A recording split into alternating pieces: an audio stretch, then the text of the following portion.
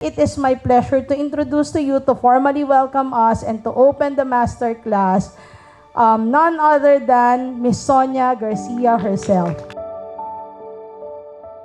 You know what Scarlett O'Hara said?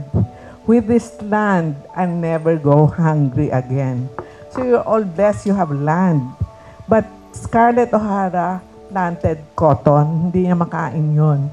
But if you plant ube, which is a big demand in the global market, it's so easy to grow. Kamote, you have malunggay, you will never go hungry. And also generate more people to have jobs.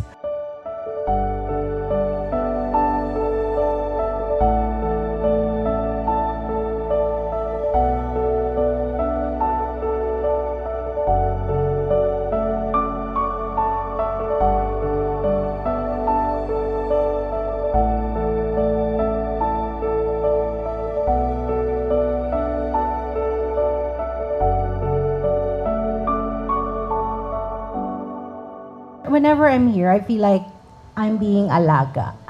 Alaga of your lola. You know, like when you go to your lola's house and you visited, somebody will make champorado for you, ganon. So here, that's how I feel. Like going up the staircase, somebody will help me. Just one staff will come out of nowhere. Ma'am, let me help you. So it feels good to be taken care of.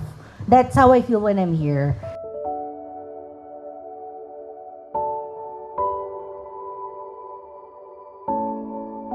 Ang pinakamaganda po doon is si Ma'am Sonia, lagi niya nire-remind na sa amin, lagi naming ipa-priority yung sitwasyon ng pamilya namin. So if we will make decisions in life, we really have to consider yung family natin na nakadepende sa atin.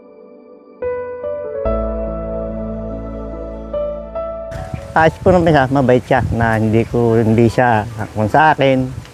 Lagi po sinasabi niya, lahat ng trabador niya sa gardener, akong pinakapaborito niya sa lahat. And then, no read, no write. Favorite ko siya na hardinero. Yun ang kanyang calling, yun ang kanyang skill. Dalaga pa noon, dito na ako hanggang ngayon. O di ba? Kasi masaya ako.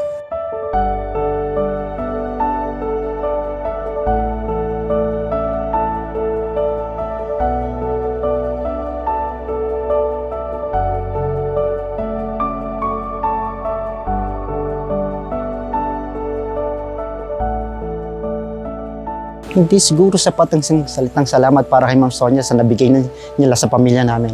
Kasi almost tinanggap nila kami magkakapatid dito. Ma'am Sonia, maraming salamat po sa lahat. Alam niyo yan, kaya hindi ko maiisa-isa, Ma'am. Salamat po sa mga binigay mo sa akin na tulong. Hindi ko po magagawa yung mga yun kung hindi ka kasama sa buhay ko.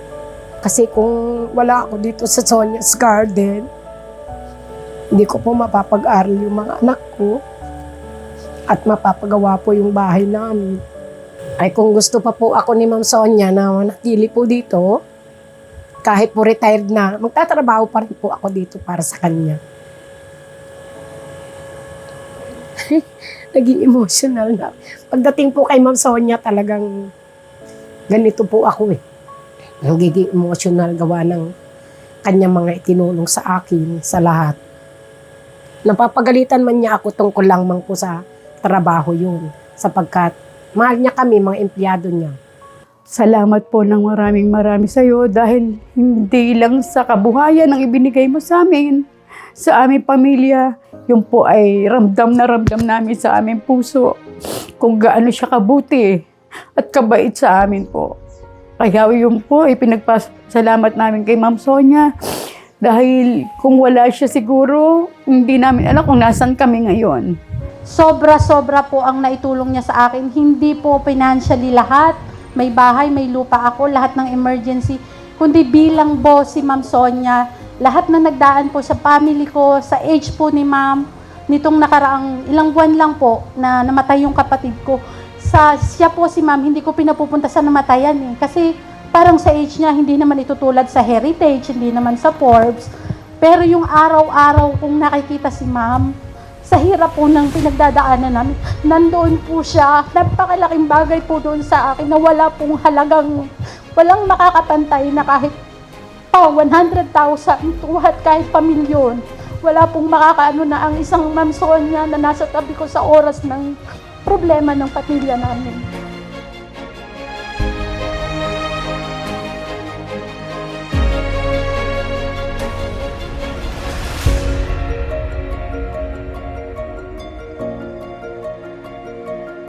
So, yun po, di ba, pag tinignan nyo, no read, no write, sa iba, walang opportunity na nag-iintay para sa tulad nila. Pero nakita yung skill niya and he was given the opportunity. So, I hope in our future na businesses, we will also be very open and willing to give opportunities dun sa mga individuals na lumalapit sa atin.